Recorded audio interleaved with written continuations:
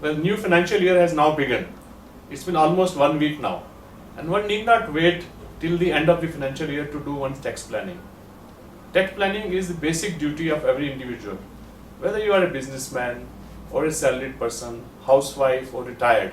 It's important that you pay concentration on how you can save your tax, minimize your tax, reduce your tax by using various provisions which are there in the Income Tax Act. Now, in order to save tax, there are three important sections which one needs to consider. These are section 80C, where the limit is 1.5 lakhs. Then there is section 80D, where the limit has been increased this financial year from 15,000 to 20,000.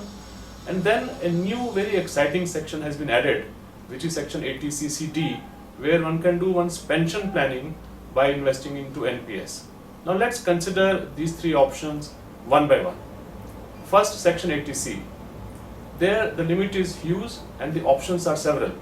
Now one needs to evaluate different options and then find a suitable mix which would be different from A to B to C, depending upon whether you are young and you have a lot of responsibilities in front of you, or you are already retired, or whatever life stage you are, the options will be different. You need to choose the option which suit you most. Let's begin with somebody who is young and recently married and has a small kid. He has several goals in front of him, like children education, children marriage, and one's retirement.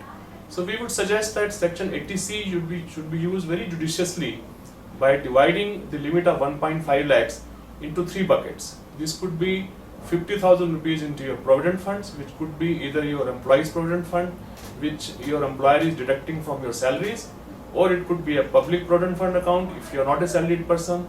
For example, if you are a self-employed or a businessman, then you should open a PPF account. If you already have one, then you should plan to put 50,000 rupees there. And if you are a government employee, then obviously you have to choose for GPF, which is the government provident fund. Second bucket should be used to create wealth for your long-term goals. For that, we would suggest that you should invest in equity-linked savings schemes or mutual funds. There again, one can either choose to invest 5,000 rupees every month, so that it's not a big strain on your finances, and right from the month of April, you can choose to put 5,000 rupees every month, so it could be 50,000 or 60,000 rupees in the whole year. And because there is a lock-in of 3 years, you are assured of good returns because the discipline would be there. And there also we would suggest that instead of investing your entire 50,000-60,000 rupees into one ELSS scheme, you could divide it into 2 or 3. The options which we are suggesting are ICICI Prudential Tax Plan, or Reliance Tax Saver, or Sundaram Tax Saver, etc. The third bucket of the remaining 50,000 rupees should be used for having required amounts of life insurance cover or protection, for which you need to choose a suitable term plan. The term plan should give you protection of at least 7 times of your annual salary or annual income if you are a non-salaried person. So you can do your own calculations and go for a suitable term plan. The term plan which we are recommending for you to consider is HDFC Click to Protect, which you can consult your financial planner and relationship manager and find out more about it. For your other long-term goals, we would suggest you to invest your insurance-related amounts into a traditional plan or a suitable ULIP plan. So that is how you should exhaust your limit of 1.5 lakhs in the whole year, and do not wait for October, November, December to think or to start planning about your tax planning. You should start it immediately. Now, for those who are already retired or about to retire, it doesn't make huge sense to put a lot of amounts into traditional or ULIPs. There you should be putting maximum amounts either in your provident funds, which is your PPF or your EPF, or into equity linked savings schemes. So you should divide 75,000 rupees each. And if you are very senior citizen, like if you are already 70 years plus, then we would recommend that the exposure to equity should be bare minimum. It could be only 25,000 rupees, and the remaining should be put into provident funds. Now coming to the other section 80D, which is health insurance plan, we strongly recommend and urge every individual, whatever age bracket or profession or background you are, you must have an adequate health insurance cover, not only for yourself but for your whole family. So there are very attractive family floater plans available in the market, which you should consider and take a plan which meets the requirements of all your family members and dependents.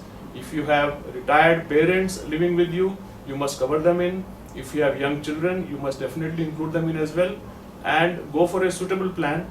Even if the premium amount is higher than the 20,000 rupees limit under section 80D, you should still go for that, because the more important is to ensure that any medical emergency is conveniently met, rather than just to limit yourself to 20,000 rupees, which is the limit under section 80D.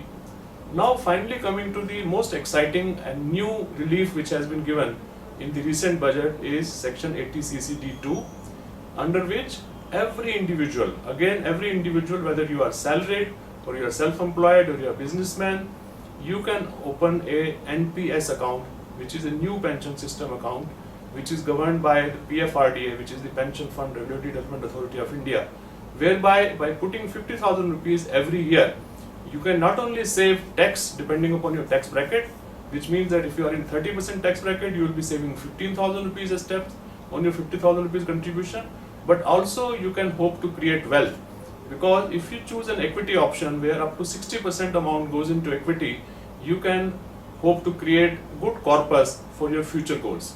And not only that, after you turn 60, you will have to buy annuity out of the corpus, which will give you lifelong pension of a particular sum every month, which would come in very handy in your twilight years, in the years when you have stopped working and you are enjoying your post-retirement life.